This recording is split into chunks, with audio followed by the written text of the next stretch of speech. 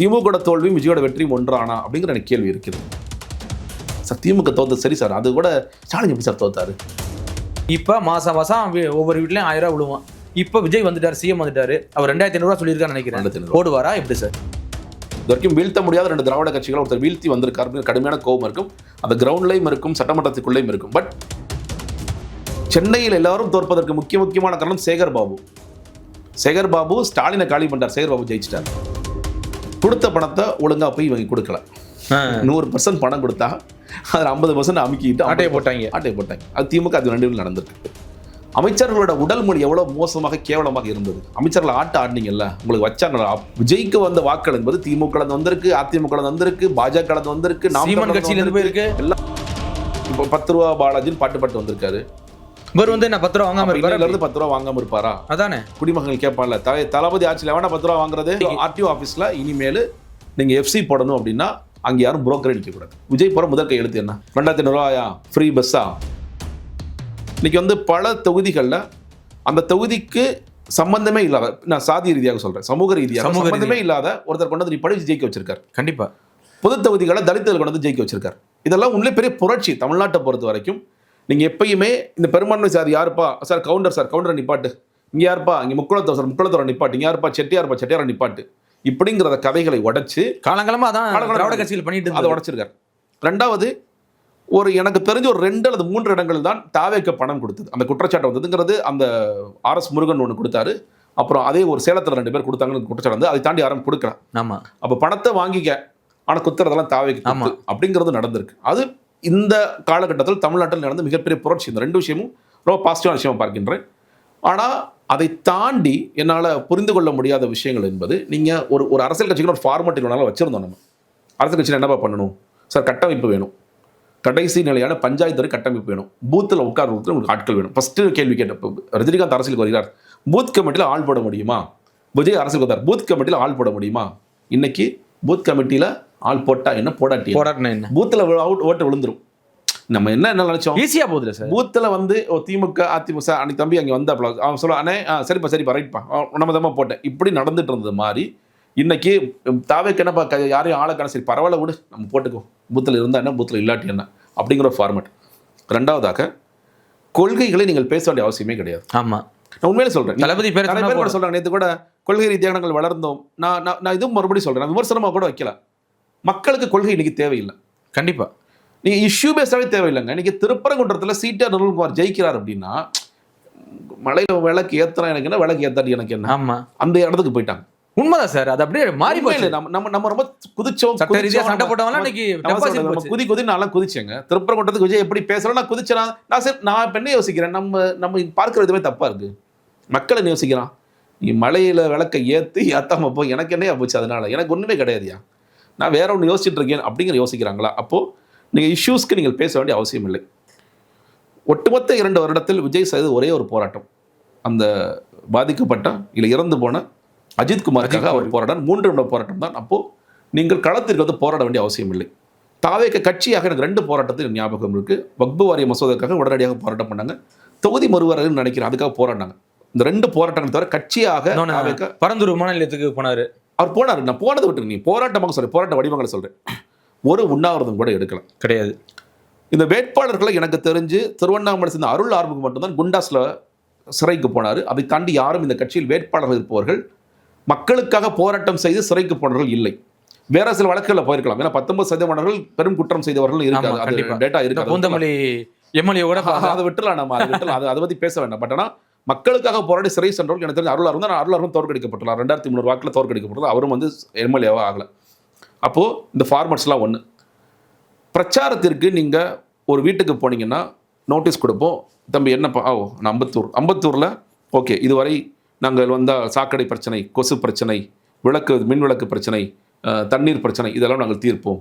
அம்பத்தூரில் வந்து நாங்கள் ஒரு ஐடி பார்க் கொண்டு வர போகிறோம், அம்பத்தூரில் இருக்கிற ஏரியை நாங்கள் தூர்வாரி நாங்கள் சரி பண்ண போகிறோம். இப்படி சில விஷயங்கள் தொகுதி சார்ந்து இருக்கும். 234 தொகுதிகளில் ஒரு தொகுதியில் கூட விஜயோட கட்சியினர் இதை செய்யவே இல்லை. இல்லை, வேட்பாளர் யாருன்னே தெரியாமல் இன்னைக்கு ஓட்டு போட்டு, அது அடுத்ததாக வருவோம். இது ஒன்று. விஜய் எந்த இடத்துலையும் வேட்பாளர்களை இன்ட்ரோடியூஸ் பண்ணல, வேட்பாளர் பெயரை கூட சொல்ல, ஸ்ட்ராட்டஜியாவே பண்ணாங்க. அதெல்லாம் சொல்ல முடியாது சொல்லி ஒரு இடத்துல சொன்னாரா, மாற்றி சொல்லிட்டார். வேட்பாளர்கள் வீடு வீடாக போய் பிரச்சாரத்திற்கு போகவே இல்லை. பொருளாதார ரீதியாக ரொம்ப கஷ்டப்பட்டாங்க. நம்மளே பேசுவோம், பொருளாதார ரொம்ப கஷ்டப்பட்டாங்க. நோட்டீஸ் அடிக்க ரொம்ப கஷ்டமாக இருக்குது. நான் எப்படிப்பா வீடியோட போய் ஜி படத்தில் போக முடியாது, ரொம்ப கஷ்டமாக இருக்குது. நானே ஏற்கனவே எல்லாத்தையும் அடகு வச்சுட்டு, இடத்த அடகு வச்சு, நகை அடகு வச்சு நான் வேலை பார்த்துட்டு இருக்கேன் அப்படிங்கிற இடத்துலையும் இருந்தாங்க. அப்போது இவ்வளோ நாள் நம்ம பார்த்துட்டு வந்த திருமண கூட்டங்கள் நடக்கலை, பொதுக்கூட்டங்கள் நடக்கலை. 6 மணிக்கு மேலே தலைவர் பிரச்சாரமே பண்ணல. அப்போ இவ்வளவு ஃபார்மட் நம்ம நினச்சிட்டு இருந்த அரசியல் என்பதெல்லாம் உடைச்சிருக்காருங்கிறது நான் எப்படி பார்க்குறேன்னா, நம்ம யோசிக்கிற விதம் சரியா அல்லது நம்ம தப்பாக யோசிச்சுட்டு இருக்கோமா? நம்ம சொல்லுவோம்ல, நீ வளர்ந்த விதம் தப்பாக இருக்குடா அப்படின்னு நான் யோசிக்கிறேன். நான் பர்சனலாக யோசிக்கும் போது நம்ம வளர்ந்த விதம் தப்பாக இருக்குது. நம்ம அரசியலை நான் வேற ஒன்று நினச்சிட்டு இருக்கேன். நம்ம பாரம்பரியமாக ஒரு ட்ரெடிஷ்னலாக இப்படி தான் இருக்கும் அப்படின்னு நினச்சிட்டு இருக்கேன். அது எதுவுமே தேவையில்லையோ அப்படின்னு மக்கள் வந்துட்டாங்களா? இல்லை, நீங்கள் சொல்கிற மாதிரி எதுவுமே தேவையில்லை சார். இப்போ என் தொகுதியில் அந்த வேட்பாளர் பேரே எனக்கு தெரியாது, ஆனால் அவர் தான் ஜெயிச்சிருக்காரு. மெஜாரிட்டியாக மிகப்பெரிய ஒரு அமைச்சரை எதிர்த்து ஜெயிச்சிருக்காரு. அப்படிங்கும்போது பல பேர் சொல்கிறாங்க, இல்லைங்க எனக்கு வேட்பாளர் பேரே தெரியாது, நான் போகிற நேரம் விசிட்டு தான், யாருங்க வேட்பாளர் தெரியலை, அந்த ஒரு பாயிண்ட் ஆஃப் வியூ வந்துட்டாங்க சார். அது அடுத்ததாக கேட்குறேன். அது ஆரோக்கியமற்றதா?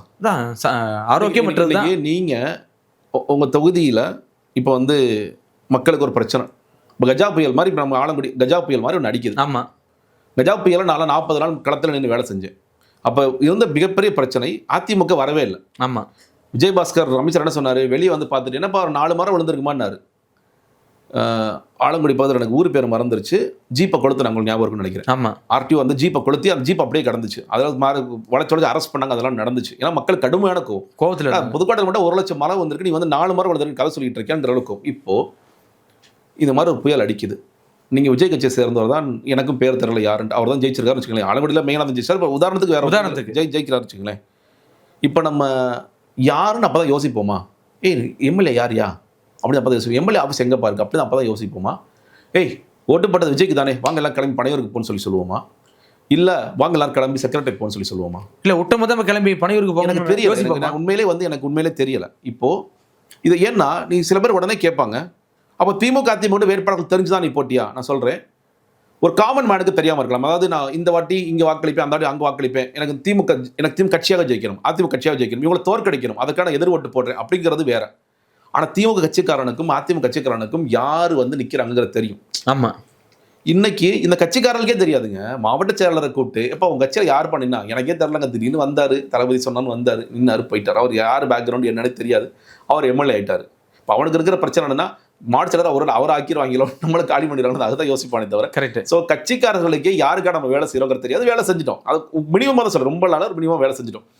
அப்போ நான் யாரை அப்ரோச் பண்ணணும்? நான் என்ன சொல்றேன்னா, இப்போ இப்படி ஒரு ஃபார்மட் இருந்துச்சு இல்லை, இப்போ நாளைக்கு ஒரு பிரச்சனை என்று வரும்பொழுது மக்களுடைய அணுகக்கூடிய இடத்தில் யார் இருப்பா அப்படிங்கிற ஒரு கேள்வி. இன்னொன்று, நீ வந்து எனக்கு இன்னொரு பெரிய கேள்வி ஒன்று இருக்கு, விஜயுடைய வெற்றியும் திமுக தோல்வியும் ஒன்னா அப்படிங்கிற கேள்வி எனக்கு இருக்கு. கண்டிப்பா ரெண்டே ஒன்னா தான் நம்ம பார்க்கணுமா?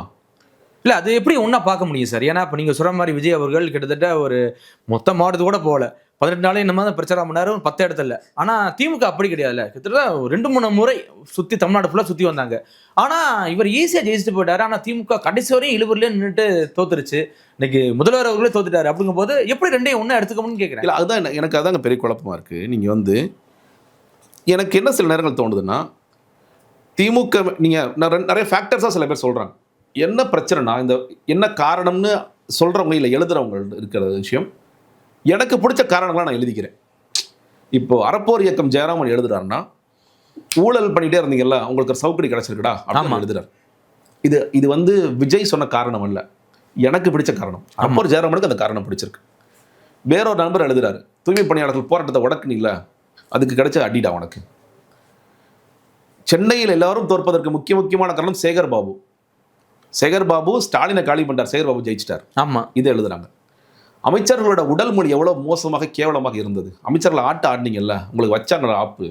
ஒரு பக்கம் எனக்கு வருத்தமாக தான் இருக்குது, ஸ்டாலின் தோத்துட்டாரு. ஆனால் உங்களுக்கு வரட்டும், உங்களுக்கு நீங்கள்லாம் ஒரு தடவை அடி வாங்கலைன்னா தப்பு, பாடம் கற்றுக்கங்க அப்படிங்கிற குரல்களும் கேட்க முடிகிறது.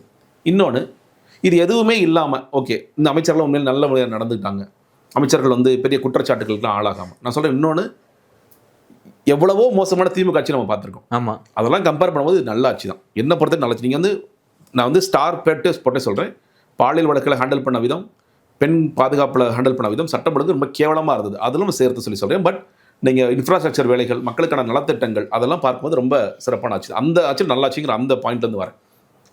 ஒருவேளை நீங்கள் இதெல்லாம் நல்லா நடந்திருந்தால் கூட விஜய் மாதிரியான ஒரு நபருக்கு, ஒரு நடிகருக்கு, இல்லை அரசியல் தலைவருக்கு இதே வாக்கள் வந்திருக்கும் போது எனக்கு தோணுது.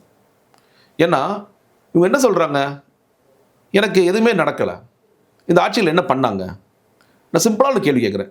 2021க்கு முன்னாடி யாராவது மகளிர் உரிமை தொகைன்னு 1000 ரூபா வாங்குனீங்களா? கிடையாது. 1,31,00,000. அதற்கு முன்னாடி இலவச பேருந்து பயணம் இருந்ததா இங்கே தமிழ்நாட்டில்? கிடையாது. கல்லூரி போகிற பெண்களுக்கு 1000 ரூபா கொடுக்கப்பட்டதா? கல்லூரி போகிற பசங்களுக்கு 1000 ரூபா கொடுக்கப்பட்டதா? நீங்கள் வந்து நான் முதல்வன் திட்டம் அப்படிங்கிற திட்டங்கள் மூலியமாக நீங்கள் வந்து ஐஏஎஸ் ஐபிஎஸ்லாம் ரொம்ப குறைவாக தமிழ்நாடு போயிடுச்சு அப்படிங்கிற இடத்தை மாறி இவ்வளோ போனாங்களா? கேலோ இந்தியாவில் இவ்வளோ பரிசுகளை தமிழ்நாடு வாங்கியதா? நீங்கள் வந்து ஸ்போர்ட்ஸில் இன்ஃப்ராஸ்ட்ரக்சரில் நீங்கள் செஸ்ஸாக இருக்கலாம், இல்லை வந்து பல ஸ்போர்ட்ஸில் இருக்கலாம், இவ்வளோ இன்ஃப்ராஸ்ட்ரக்சருக்கான வேலைகள் நடந்ததா? நீங்கள் இவ்வளோ இன்வெஸ்ட்மெண்ட்ஸ் வந்ததா? பொருளாதார ரீதியாக தமிழ்நாடு இவ்வளோ உயர்ந்ததா? அப்படிங்கிற பல கேள்விகள் இடம் இருக்கிறது. எதுவுமே நடக்கலை அப்படின்னு சொன்னால் நம்ம ஏதோ பாலைவனத்தில் இருந்த மாதிரி இல்லை, எல்லாமே இங்கே இருக்க தான் செஞ்சது. இது ரொம்ப சிம்பிளான சொல்கிறேங்க. சென்னை எல்லாம் அடித்து தூள் கிளப்பியிருக்காங்கல்ல. வள்ளுவர் கோட்டம் ஒரு காலத்தில் என்னடா இவ்வளோ கேவலமாக நம்மளே யோசிச்சிருக்கோம். ஏன்னா வள்ளுவர் கோட்டம், கலைஞர் வள்ளுவரும் பாரு, ஸ்டாலின் வள்ளுவர் பாரு, என்னைக்கு தானே வள்ளுவர் கோட்டத்தை சீரமைப்பீங்க நம்ம யோசிச்சிருக்கோம். இன்றைக்கி அர்பன் ஸ்கொயர், நம்ம கத்திப்பாறை அர்பன் ஸ்கொயர், அது சிஎம்ஆர்எல் ப்ராஜெக்ட் தான். பட் இவங்களும் சேர்ந்து தான் பண்ணியிருக்காங்க. கண்டிப்பாக எவ்வளோ பார்க்ஸ் மெயின்டெனன்ஸ் அது இதுன்ட்டு சென்னை ஒரு வேறு மாதிரி இன்ஃப்ராஸ்ட்ரக்சரில் மாற்றிருக்கிறாங்க. இதெல்லாம் நடந்திருக்கு. இதெல்லாம் நம்ம பார்க்க தவறிட்டோமா? இதெல்லாம் என்னங்க, எங்க விஜய் வந்தா சூப்பராக, விஜய் தாங்க முக்கியம் அப்படிங்கிற ஒரு இடத்துக்கு. ஏன்னா நான் பல சேர்த்தா சொல்றேன், அதனால தான் சொல்றேன். திமுக தோல்வியும் விஜயோட வெற்றியும் ஒன்றானா அப்படிங்கிற எனக்கு கேள்வி இருக்கிறது. திமுக நல்லா பண்ணியிருந்தா கூட விஜய் இந்த வாக்களை பெற்றிருப்பாரோ அப்படிங்கிறது இருக்கு. நிறைய பேர் ஒரு மௌன புரட்சி நடந்தது, அதில் ஒரு வெங்காயம் எனக்கு தெரிஞ்சு இல்லை. ஏன்னா நீங்கள் அவ்வளவு பெரிய கோபம் இருந்திருந்தால் அது வெளிப்பட்டிருக்கும். அது எப்படி வெளிப்படாமே இருந்துச்சு? இன்னொன்று, நீங்கள் அந்த மாதிரி திமுக மேலே கடுமையான கோபம் இருக்குன்னா நீங்கள் அதிமுகக்குள்ள வாக்களிச்சிருக்கணும். அதானே, ஓரளவுக்கு, நான் ரொம்ப இல்லைங்க, ஓரளவுக்கு அது வாக்களிச்சிருக்கணும். அதிமுக 3 கட்சி நீங்கள் தள்ளியிருக்கீங்க.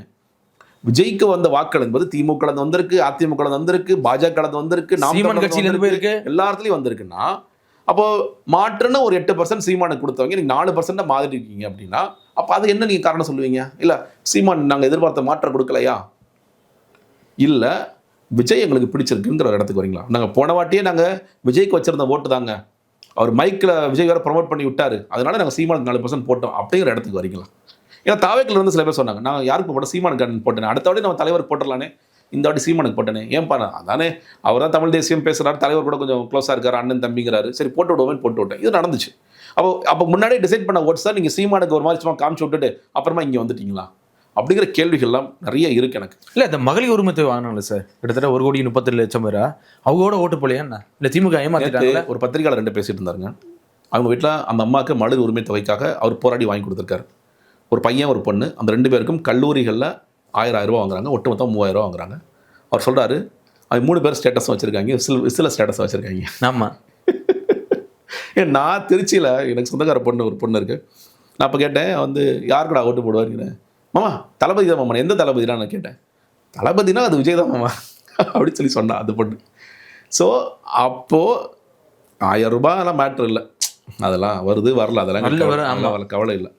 நாங்கள் தளபதிக்கு தான் ஓட்டுங்கிறது விஜய்க்கு தான் ஓட்டுங்கிறது முடிவு பண்ணிட்டோங்கிறது என்னைக்கோ எழுதப்பட்டது.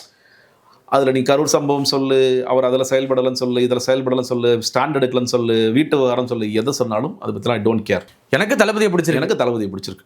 ஸோ அந்த ஃபேக்டரும் பெருசாக இருக்குன்னு நான் சொல்லுவேன். நீங்கள் வந்து அதான் சொல்கிறேன், என்னால் இன்னுமே நான் புரிஞ்சிக்க முடியலன்னு சொல்லி சொன்னால் நான் இப்போ இதை மட்டும் பேசுகிறேன்னு வச்சுக்கோங்களேன்.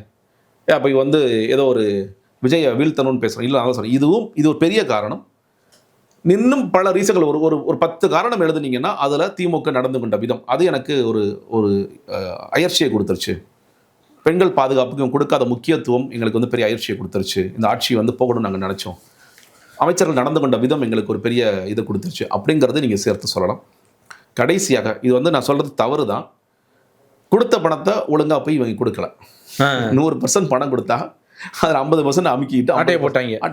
அது திமுக அது 2 நடந்திருக்கு. கண்டிப்பாக சில பேர் வந்து ஏன்னா கொடுத்த காசை நீ ஒழுங்காக கொடுக்க மாட்டியா, நான் உனக்கு ஓட்டு போடுறேன் பாரு. ஏன்னா அமைச்சர் இது ஸ்பெசிஃபிக்காக நான் அமைச்சர்கள் தொகுதிக்கு இதை சொல்கிறேன். ஆமாம், அமைச்சர்கள் ஒருத்தர் 1000 ரூபா கொடுத்துருக்காங்க, ஒருத்தர் 500 தான் கொடுத்துருக்காங்க, கண்ணுக்கு தெரிஞ்ச அது ஒன்று. இன்னொன்று, குழந்தைகள் இல்லை வீட்டில் இருக்கிற பசங்களோட இன்ஃப்ளூயன்ஸ் பெருசாக வேலை பார்த்துருக்கு. குளத்தூர் தொகுதியில் நான் இது இப்படி கூட யோசிக்கிறேன். நீங்கள் வந்து இல்லை எப்படி இருந்தாலும் ஸ்டாலின் ஜெயிச்சிருவாருப்பா நம்ம தொகுதியில், அப்போ இந்த வாட்டி நம்ம விஜய்க்கு போட்டுவிடுவோம்.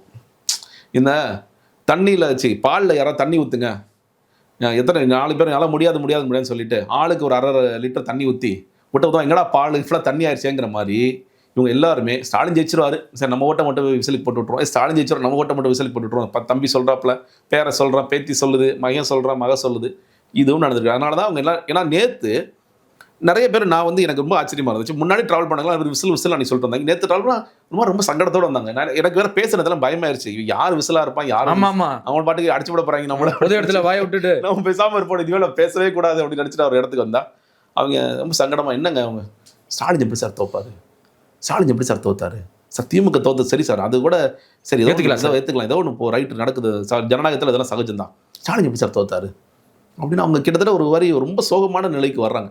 ஸோ எல்லாரும் ஸ்டாலின் ஜெயிச்சிருவாரு, இப்போ எப்படி எடப்பாடி கண்டிப்பாக ஜெயிச்சிருவாருங்க, விஜயபாஸ்கர் கண்டிப்பாக ஜெயிச்சிருவாருங்க, வேலுமணி தங்க கண்டிப்பாக ஜெயிச்சிருவாருங்க, அது மாதிரி ஸ்டாலின் எப்படிங்க தோப்பாரு அப்படிங்கிற ஒரு இடத்துல எல்லாரும் இந்த மாதிரி கூட போட்டுக்கலாம். அதில் மிக குறிப்பாக இந்த குடும்பங்களோட இன்ஃப்ளூயன்ஸ் பெருசாக வேலை பார்த்துருக்கு. உண்மைதான். நீங்கள் வந்து பசங்க என் பையன் சொல்லிட்டா, என் பொண்ணு சொல்லிட்டா, என் பாப்பா சொல்லிட்டா அப்படிங்கிறது பெருசாக அடம் பிடிச்சிருக்காங்க, அதை ரெக்வஸ்ட் பண்ணி கேட்டிருக்காங்க. நீ ஓட்டு போட்டினா நான் என்ன வேணாலும் நான் ரெடியாக்கி இருக்கேன், எனக்கு கேட்கறதுக்கு நீ என்ன சொன்னாலும் நான் வந்து தாங்கிக்கிறேன் அப்படிங்கிற அளவுக்குலாம் எப்படியாவது கன்வெர்ட் பண்ணணும் அப்படிங்கிற. இன்னும் சொல்லப்போனால் சில பேர் உதயசூரனை குத்திட்டு பையன் கோச்சிக்கோன்னு சொல்லிட்டு இல்லடா விசில் நீ சொல்லிடா விசிலுக்கு தான் நான் ஓட்டு போட்டேன் அப்படின்னு சொன்ன பெற்றோரையும் எனக்கு தெரியும். உண்மைதான், அப்படி இருக்காங்க. அதோட இன்ஃப்ளூயன்ஸ் பெருசாக அது வேலை செஞ்சிருக்கு அப்படிங்கிற பார்க்கும். ஸோ அதனால் சொல்ல இன்னுமே நம்ம பேசுகிற விஷயங்களை தாண்டி இன்னுமே சில விஷயங்கள் இருந்திருக்கலாம், கண்ணுக்கு புலப்படலை. நம்ம வந்து டீட்டெயிலாக உட்கார்ந்து ஒவ்வொரு தொகுதி சார்ந்து கூட நம்ம அனாலிசிஸ் பண்ணணுமா அப்படிங்கிறலாம் தெரியல. எனக்கு தெரிந்த வரைக்கும் இந்த காரணங்கள் நான் பார்க்கின்றேன். கண்டிப்பாக சார். இப்போ விஜய் ஜெயிச்சிட்டாரு, விஜய் ஓட்டு போட்டாச்சு, நல்லா மெஜாரிட்டியாக ஜெயிச்சிட்டாரு, ஆனால் ஆட்சி பிடிக்க முடியல. சரி, ஏதோ கூட்டணி பிடிச்சி ஏதோ திரும்ப பண்ணி ஆட்சியை பிடிக்கிறாரு, குதிரை பேரமா இல்லை கூவாத்திரு பேரமா ஏதோ நடக்குது, ஆட்சிக்கு வந்துட்டாரு. ஆனால் ஒரு சொன்ன தேர்தல் அறிக்கைகளை நிறைவேற்ற முடியுமா? இப்போ மாதம் ஒவ்வொரு வீட்லையும் 1000 ரூபா விழுவோம். இப்போ விஜய் வந்துட்டார், சிஎம் வந்துட்டாரு, அவர் 2500 ரூபா சொல்லியிருக்கான்னு நினைக்கிறேன். போடுவாரா எப்படி சார்? ஃபர்ஸ்ட் அதான் எதிர்பார்ப்பாங்க. ஆமாம், இன்னும் சொல்லப்போனால் வாங்காதவங்களுக்கு கூட பிரச்சனை இல்லை. ஆமாம், ஏற்கனவே வாங்கிட்டு பழக்கப்பட்டவங்க என்ன இந்த மாதம் இன்னும் பணம் ஏறலையே, 2500 கூட விட்டுருங்க, அது கூட டைம் 1000 ரூபாய் ஏறலையேன்னு கேட்பாங்க. ஆமாம், உடனடியாக நீங்கள் சரி திமுக செய்து வந்த திட்டத்தை நான் தொடரணும், நான் வாக்குறுதி கொடுத்துருக்கேன், நான் 2005 அதுக்காக நான் இன்னும் 2 வருஷம் கழிச்சு நான் பண்ணுவேன்னு சொன்னால் அப்போ என்னப்பா அப்படின்னு ஒரு பெரிய ஒரு அதிருப்தி வரும். அதிருப்தியை சமாளிக்கணும்னா நீங்கள் இப்போ ஏற்கனவே வழக்கமாக போயிட்டு இருந்தால் 1000 ரூபாய் முதல்ல பண்ணுங்கள், மக்கள்கிட்ட நான் பேசுகிறேன், எனக்கு கொஞ்சம் டைம் கொடுக்க, இப்போ தான் புது கவர்மெண்ட் வந்திருக்கு அப்படிங்கிறத செய்ய வேண்டிய ஒரு அவசியம். சில விஷயங்களை நீங்கள் உடனடியாக தொடர்ந்தாகணும். இப்போ நீங்கள் அவரோட தேர்தல் அறிக்கையிலேயே முதலமைச்சர் காலை உணவு திட்டத்தை நாங்கள் தொடருவோம்னு சொல்லியிருக்காரு. ஆமாம், அது தொடர்ந்து அதெல்லாம் போனால் பெரிய ஆபத்து தொடர்ந்து ஆகணும். இப்போ இன்னைக்கு பிறக்கிற குழந்தை யோசிக்காதான், குழந்தை யோசிக்காது, நீ வந்து அம்மாக்கள் யோசிப்பாங்கல்ல, ஓட்டு போட்ட ஓட்டு போடாட்டீங்க, ஆமா மோதிரம் எப்போ வரும், ஆமா மனசுல ஓடுமா இல்லையா, தமிழ்நாட்டு மக்கள் எல்லாரும் போடுறதானே சொன்னாங்க, மனசுல ஓடுமா ஓடாதா? அப்போ அடுத்த மாதம் வைகாசி மாதம் என் பிள்ளை கல்யாணம் வச்சிருக்கேன், விஜய்கிட்ட போனால் வந்து ஒரு பொன் தாலியும் பட்டுப்படை கிடைச்சிருமா யோசிப்பாங்களா? யோசிக்க மாட்டாங்க. ஆமா, என்ன குழந்தை பிறந்துருச்சு, கிட்டு இன்னும் வரலையே, அவர் சொன்ன யார் வருவா, அவர் சொன்ன கிட்டு வரலையே, இதெல்லாமே கேட்பாங்க. நீங்கள் வந்து இல்லை தளபதி சொல்லிட்டார், நாங்கள் அதனால் கொஞ்சம் வெயிட் பண்ணுறோம், ரொம்ப நாள் இது செய்ய தான் செய்வாங்க. நாங்கள் ஓட்டு போட்டோம், ஆமாங்க நாங்கள் ஓட்டு போட்டோம், பட் அவர் கொடுக்கணும்ல, அவர் எல்லாருக்கும் தானே முதலமைச்சர், எங்கள் மட்டும் நான் ஓட்டு போட்டாலும் அவர் தான் எங்களுக்கு முதலமைச்சர். அப்போ தான் வாக்குறுதி எல்லாருக்கும் தானே சொன்னீங்க. சொல்ல போனால் எல்லா ரேஷன் கார்டும் சொல்லிட்டீங்க. இன்னொன்று பஸ்ஸு இப்போது முன்னாடி வந்து இந்த பஸ்ஸில் ஏறலாம், அந்த எந்த பஸ் வேணாலும் ஏறுங்க, எங்கே வேணாலும் இறங்கிக்கங்க, ஃப்ரீ தான். ஆமாம், பெண்களுக்கு இப்போ எதில் வேணாலும் ஏறப்பா, ஏசி பஸ்ஸா சார் நீ நைட்டு நான் பெங்களூர் போனால் அதுப்பா இது கேஎஸ்ஆர்டிசிமா, நீ தமிழ்நாடு பஸ்ஸில் ஏறி அம்மா சொல்லுவாங்களே தவிர நீங்கள் ஆனால் ஏறினா இறக்கி விடணும்ல, நீங்கள் ஆமாம் காசு வாங்காம. அதெல்லாம் நடக்குமா? நடக்கணும் இங்கே, நடக்கும்னு அவர் என்ன சொன்னார், திமுக மாதிரி சொல்லாததையும் செய்வோம். ஆமாம், அது ஒரு வார்த்தை சொல்லியிருக்காரு. இந்த கண்டிஷன் அப்படின்னு சொல்றாங்க. அரசு ஊழியர்கள் வளைச்சு குத்திருக்காங்க, போஸ்டல் பேலட்லயே பார்த்துட்டு வளைச்சு குத்திருக்காங்க. எந்த நம்பிக்கையில் குத்துனாங்க? அவரோட வாக்குறுதிகள் அடிப்படையில் குத்துனாங்க. அப்படின்னா அவர் வந்து ஜாக்டோஜியோவிற்கு நாங்கள் பழைய ஓய்வு திட்டம் குறித்து கன்சிடர் பண்ணதான் சொல்லியிருக்காரு, நிறைவேற்றி கொடுப்போம்னு சொல்லி கன்சிடர் பண்ணால் அதுக்கான உண்டான வேலைகளை பார்ப்போம். ஸோ அந்த நம்பிக்கை அவர்களுக்கு வந்திருக்கலாம்.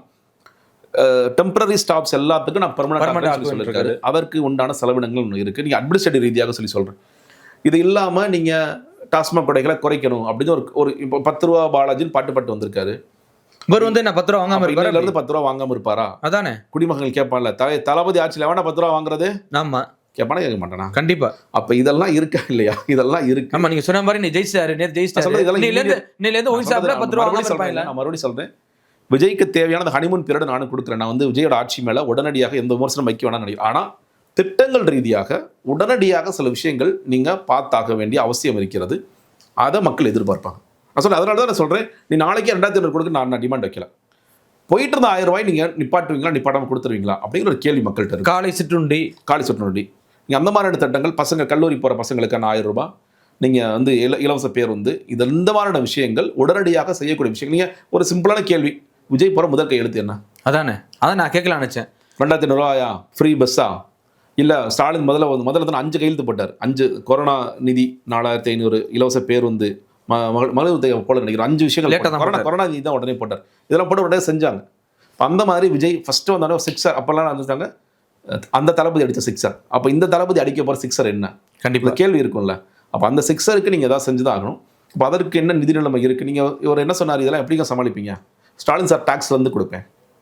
இன் ரியாலிட்டி நீங்கள் வந்து அந்த ஸ்டாலின் சார் டேக்ஸை உடனடியாக செய்ய முடியுமா? டெண்டர்ஸ் நீங்கள் இப்போ பட்ஜெட் வேறு போடணும். ஏன்னா அப்போ போட்ட பட்ஜெட் போட்ட சார் இவர் கொடுத்துருக்க தேர்தல் அறிக்கை பார்த்தீங்கன்னா வருஷத்துக்கு 8 லட்சம் கோடி வருது அப்படிங்கிறாங்க. ஆல்ரெடி 10 லட்சம் கோடி கடலில் போயிட்டு இருக்குன்னு வரே சொல்றாரு. அப்படி வந்து டக்குன்னு உடனே அப்படி பண்ண முடியுமா? அவர் சொல்லியிருக்காரு. அதை நம்ம பார்ப்போம், என்ன பண்ண போறோம்னு பார்ப்போம். நான் வந்து ஊழலை முழுக்க தடுப்பேன், ஊழலை தடுத்து அந்த பணத்தை எடுத்து கொடுப்பேன்னு சொல்லி சொல்றாரு. தடுக்க நம்ம பார்க்க போறோம், ஊழலை தடுக்க முடியுதான்னு பார்க்க போறோம். அரசு அலுவலகங்களில் விஜய் ஆட்சியெல்லாம் 2 வாரம் கேட்டிருக்காரு. அவர் ஆட்சி அமைந்த பிறகு அங்கே வந்து சார் இது வந்து சங்கர் சார் படம் மாதிரி, இனிமேல் இங்கே யாருமே நாங்கள் லஞ்சம் வாங்க மாட்டோம், எதாக இருந்தாலும் நேராக வாங்க, நீங்கள் வந்து உங்களோட வேலைகளை பார்த்துட்டு போங்க, நீங்கள் அப்படியே போயிடலாம் அப்படின்னு சொல்லிடுவாங்களா? நம்ம மேலே சந்தோஷப்படுறோம். அப்படி நடந்தால் உண்மையிலே சந்தோஷப்படுறோம். நம்ம எல்லாரும் எல்லா மக்களும் அதை எதிர்பார்க்கிறோம். இந்த லஞ்சம் ஒழியணும். இல்லை அவரே சொல்கிறார், நீங்கள் வந்து மூட்டைக்கு இவ்வளோ காசு வாங்குறாங்க, பால் கறக்கிற இடத்துல காசு வாங்குறது, இதெல்லாம் சொல்லி சொல்கிறார்ல. அப்போது கோஆபரேட்டிவ் சொசைட்டிஸ்லாம் அப்போது இதெல்லாம் மாறணும். இதெல்லாம் ரொம்ப விரக்தி. ஒருத்தங்க பேர் திமுக அதிமுக 2 வந்தாலும் இதே மாதிரி தான் பாருக்கு, எங்க போனால் லஞ்சம் கேட்டே இருக்காங்க, இதெல்லாம் உடையணும், தளபதி ஆட்சி வரணும் அப்படின்னு நம்பிக்கையோட வாக்களிச்சிருப்பாங்கல்ல, அவங்க நிச்சயமா எதிர்பார்ப்பாங்க. அது உடனடியே எதிர்பார்ப்பாங்க. இனிமேல் லஞ்சமே இருக்கக்கூடாது. இனிமே தான் இருக்குங்கிற பிரஷர். ஆர்டிஓ ஆஃபீஸில் இனிமேல் நீங்கள் எஃப்சி போடணும் அப்படின்னா அங்கே யாரும் புரோக்கரே நிற்கக்கூடாது. அங்கே யாரும் புரோக்கரே நிற்கக்கூடாது. நான் சொல்கிறேன், நீங்கள் வந்து புரோக்கர் இருந்தால் தானே பிரச்சனை. எனக்கு நான் வந்தேன், அப்பா சக்கரை தம்பி யாருப்பா ஆஃபீஸ் கிளர்க், நீ வா, இந்த எஃப்சி போடணும், வண்டி வெளியே நிற்கிது, போய் பிரேக் இன்ஸ்பெக்டரை பார்க்க சொல்லு. சார் பார்த்துட்டாரா? என்ன சார் சரியா பெயிண்ட் அடிக்கல, இப்போ பெயிண்ட் அடிச்சு வந்துருங்க சார், இதுதான் பிரேக் இன்ஸ்பெக்டர் சொல்லணும். தவிர பெயிண்ட் அடிக்கல தம்பி வழக்கமாக 10,000 கொடுன்னு சொல்லக்கூடாது. ஆமாம், பத்திரப்பதிவுத்துறை கொடுத்தான்னா நான் சொல்கிறேன், நான் செருப்பு கழட்டி அடிப்பேன். அப்போ தளபதி ஆட்சி தானே அது. நான் சொல்கிறேன், நான் செருப்பு கழட்டி அடிப்பேன். அப்போ என்ன பண்ணுவாங்க வைங்க, அது பார்ப்போம். நம்ம சொல்கிறேன், ஏன்னா நான்லாம் நேரடியாக பாதிக்கப்படுறேன், நான்லாம் ட்ராவல்ஸ் நடத்திட்டு இருக்கோம். அப்போ இருக்குது உங்களுக்கெல்லாம். அப்போ உண்மையில தளபதி ஆட்சி அந்த மாற்றத்தை கொண்டு வரலையாங்கிறத இல்லை. இந்த பிரச்சனைலாம் இருக்குமுன்னு முதல்ல தெரியுமா அவருக்கு? இவ்வளோ பிரச்சனைகள் இருக்கு. கண்டிப்பாங்க அவர் தெரிஞ்சிருக்கணும்ல. அவர் தானே சொன்னார் ஊழல் நடக்குது, லஞ்சம் நடக்குதுன்னு சொல்லி சொன்னார்ல. அப்போ என்ன நடக்குதுங்கிற பார்ப்போம். இல்லை, எந்த டிபார்ட்மெண்ட் நடக்குது, எங்கெங்கே அதிகமாக நடக்குது, எங்கெங்கே கம்மியாக நடக்குது, இதெல்லாம் முதல்ல விவரிக்கணும்ல. இப்போ பத்திரப்பதிவுத்துறை மிகப்பெரிய பணம். இதை பற்றி நான் பேசுனேன்னா நம்மளை முட்டாள்னு மக்கள் நினைக்கிறாங்க. ஆமாம், பேசுகிறவங்கள மக்கள் முட்டாள்னு நினச்சது. அது வாக்களித்த மக்கள். நான் சொல்கிறேன், நீங்கள் வந்து விஜய்க்காக வாக்களித்த மக்கள் இவன் என்னடா பெரிய அறிவாளி மாதிரி பேசுகிறேன்னு நினைக்கிறேன். நான் தான் சொல்றேன், நான் முட்டாள், நான் தற்குறி, நான் அப்படியே ஒரு முடிவுக்கு நான் வந்துட்டேன். ஆமாம், அப்போ நீங்கள் தற்குறி இல்லை, நாங்கள் தான் தற்குறி. அப்போ நீங்கள் சொல்லுங்கள், நீங்கள் பாருங்கள், நீங்கள் தான் வாக்களிச்சிருக்கீங்க, நீங்கள் ஒரு நம்பிக்கையோட வாக்களிச்சிருக்கீங்க. அந்த நம்பிக்கையை விஜய் காப்பாற்றுறாரா இல்லைங்கிறத பாருங்கள். ஏன்னா நான் உழைச்சி எனக்கு சோறு சாப்பிட தெரியும். யாரையும் நம்பி நான் இல்லை. நீங்கள் ஒரு நம்பிக்கையோட வாக்களிச்சிருக்கீங்கல்ல, அந்த நம்பிக்கையை அவர் காப்பாற்றுறா இல்லைங்கிறத பாருங்கள். அதெல்லாம் சொல்கிறேன், டைம் கொடுப்பேன்னு சொல்லி சொல்கிறேன். நான் வந்து இமீடியட்டாக நான் எந்த ஒரு ஆட்சிக்கும் இது பொருந்துங்க, ஹனிமூன் பீரியட் எந்த ஒரு ஆட்சிக்கும் பொருந்தும், அது கொடுப்போன்னு சொல்லி சொல்கிறேன். நான் சொல்லணும்னா திமுக அதிமுக கட்சிகளுக்கே அவங்க கடுமையாக போர் செய்கிறதுக்கு தயாராக இருப்பாங்க. ஆனால் நான் சொல்கிறேன், ஹனிமூன் பீரியட் கொடுங்க, விஜய்க்கும் கொடுங்க, உங்களை விட அதிகமான ஹனிமூன் பீரியட் டைமே கொடுங்க. ஏன்னா புதுசாக வர்றவங்களும் எம்எல்ஏ வந்து கற்றுக்கட்டான். வந்து எம்எல்ஏ நீங்கள் செங்கோட்டையன், ஜேசிடி பிரபாகர், விஎஸ் பாபு ரொம்ப விரல் விட்டு எண்ணிடலாம். இது வரைக்கும் சட்டமன்றத்துக்குள்ளே போனோம் 4 பேர் 5 பேர் தான். இது வந்து இவ்வளோ இருக்காங்க. அப்போது சட்டமன்றத்துக்கே ஃபர்ஸ்ட் டைம் உள்ள வராங்க. அவங்க சட்டமன்றத்தில் எங்கே உட்காரணும்னே இப்போதான் முதல்ல அவங்க கற்றுக்க போகிறாங்க. இல்லை, யார் சபாநாயகரை போட போகிறா அதுவும் தெரியல. இதெல்லாம் இருக்குது. அப்படி இருக்கும்பொழுது அவங்களுக்கு கொஞ்சம் டைம் கொடுங்க. அந்த டைம் கொடுத்ததுக்கு பிறகு விஜயோட ஆட்சியை விமர்சிங்க. அது வரைக்கும் கொஞ்சம் டைம் கொடுத்து என்ன நடக்குதுங்கிறத வேடிக்கை தான் பாருங்க. நானும் சொல்லுவேன். நான் சொல்லப்போனால் இப்போது முதலமைச்சர் உள்ள போகிறது கிடையாது ஸ்டாலின் அவர்கள். எதிர்க்கட்சி தலைவராக மோஸ்ட்லி உதயநிதி ஸ்டாலின் வருவார். உடனடியாக தங்களோட வேலையை அவர் ஆரம்பிக்கணும்னு நானும் விரும்பலை.